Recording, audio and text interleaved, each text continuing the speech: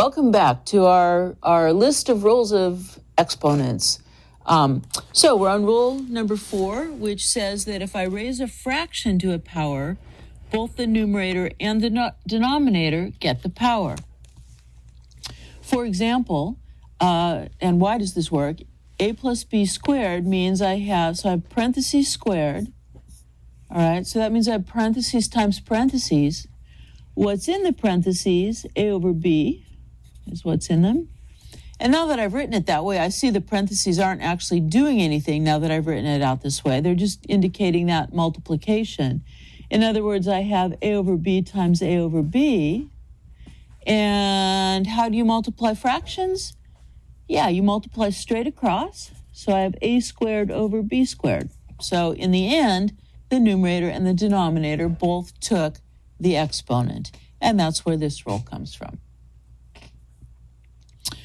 Okay, one rule, so the next rule probably seems a little weird, which it says if I have a to the m over a to the n, what that ends up being a to the m minus n. In other words, a division of two numbers turns into a subtraction of exponents.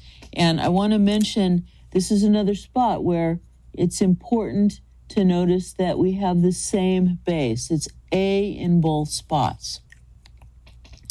Okay, well, why would that rule be true? Well, let's look at this particular example, a to the 5th over a squared. Now, if I write out what a to the 5th means, it means a times a times a times a times a. What does a squared mean? It means a squared, a times a. So now if I go back to the old-fashioned method of simplifying my fraction by just canceling, notice both of these get canceled out. They cancel 2 of the a's on top, leaving me 3 factors of a, right? I started out with 5 factors on top. Why do I only have 3? Because the 2 below canceled 2 of them, leaving 5 minus 2 factors of a. Okay, so I have an a cubed on top. Usually we would just give the answer as a cubed, but because there's a common mistake that happens here, I want to point something out. When you cancel things, they don't vanish into thin air, right? You're getting invisible ones there. So what I really have down below is a 1.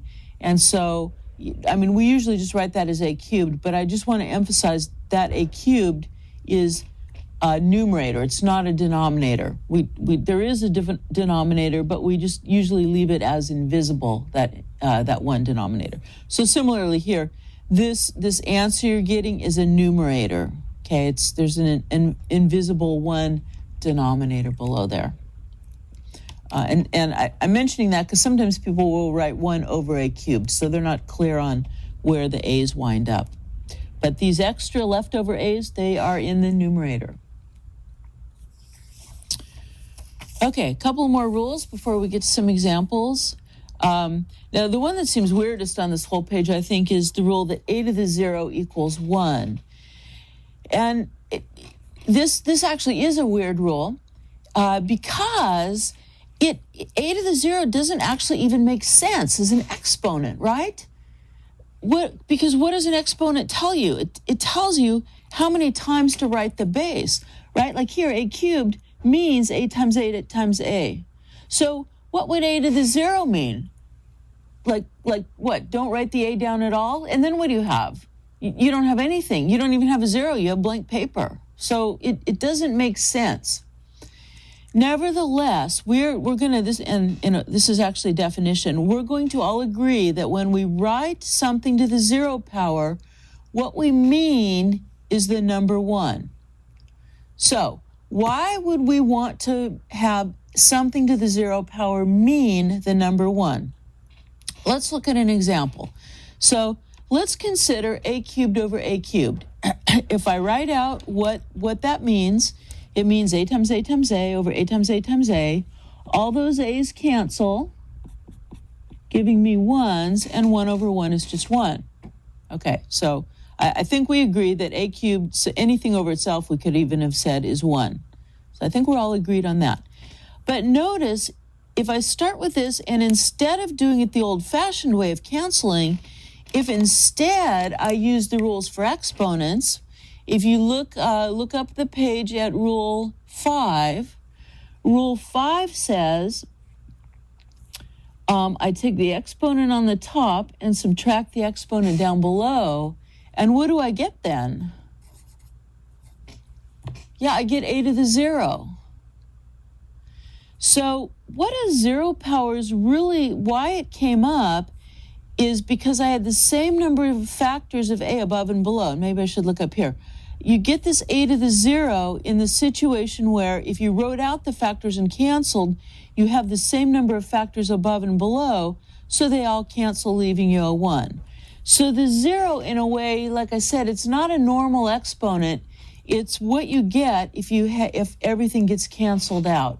And if everything gets canceled out, then that leaves you with a 1. Okay, so that's a weird rule. You just have to memorize it. Because otherwise, most people think a to the 0 power would be 0. But it's not. That wouldn't really make sense either. So you just have to memorize this one for sure. Memorize them all, but this one, you really, really need to memorize, or you probably will get it wrong. Okay, last, before we get to some examples, is a warning. We do not have a rule for a plus b to the n power or a minus b to the n power. And that's because exponents, they're all about multiplication. So exponents work nicely with multiplication and division. Notice all the rules we have, 1 through 5, not counting that weird one at the end, 1 through 5, they all tell you about multiplying or dividing two numbers. 1 tells you about multiplying, 3 tells you about multiplying, 4 and 5 tell you about dividing. Nothing tells you about adding or subtracting, because exponents, like I said, they're about multiplications. Multiplication doesn't really understand addition or subtraction. So there's no rules for exponents with those two. So be careful with those. Okay, so I talked kind of a long time about these rules. So I'm going to stop the video here, and in the next one, we'll come back and start doing some examples.